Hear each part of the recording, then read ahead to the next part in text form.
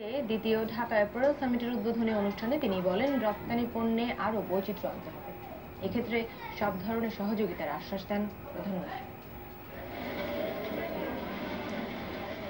পোশাক শিল্প দেশের রপ্তানি আয়ের ৮০% আসে এই খাত থেকে, যেখানে কাজ করেন ৪০ লাখ মানুষ।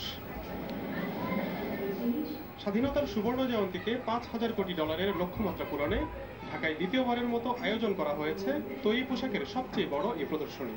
ঢাকা অ্যাপারেল সামিট ২০১৭ এর উদ্বোধনী পর্বে উপস্থিত সরকারের বিভিন্ন পর্যায়ের নীতি নির্ধারকরা ছাড়াও বিভিন্ন দেশের সংশ্লিষ্ট কর্মকর্তারা। সামিটের উদ্বোধক প্রধানমন্ত্রী শেখ হাসিনা তার বক্তব্যে ব্যবসায়ীদের প্রতি আহ্বান জানান নতুন নতুন বাজার সৃষ্টির পাশাপাশি পোশাকের ডিজাইনে বৈচিত্র্য আনা।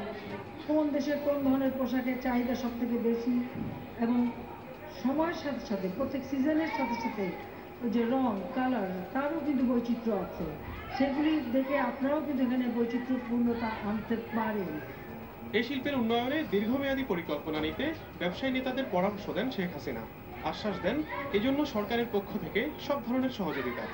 আমরা সুযোগ সৃষ্টি করে দিতে চাই, কিন্তু সুযোগটা সদ্ব্যবহার করার দায়িত্ব আপনাদের এবং আপনারা যাতে ভালোভাবে ব্যবসাটা করতে পারেন সেটাই আমাদের লক্ষ্য।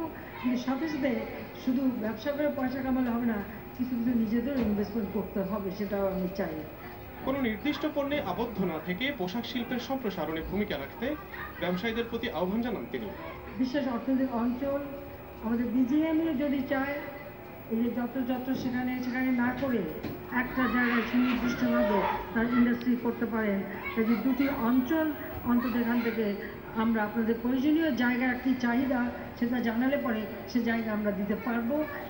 গ্যাস সংকট নিরসনে বেসরকারি খাতে এলএনজি আমদানির সুযোগ সৃষ্টি ব্যবসায়ীদের জন্য নতুন দিগন্ত উন্মোচন করবে বলেও আশা করেন প্রধানমন্ত্রী শেখ হাসিনা।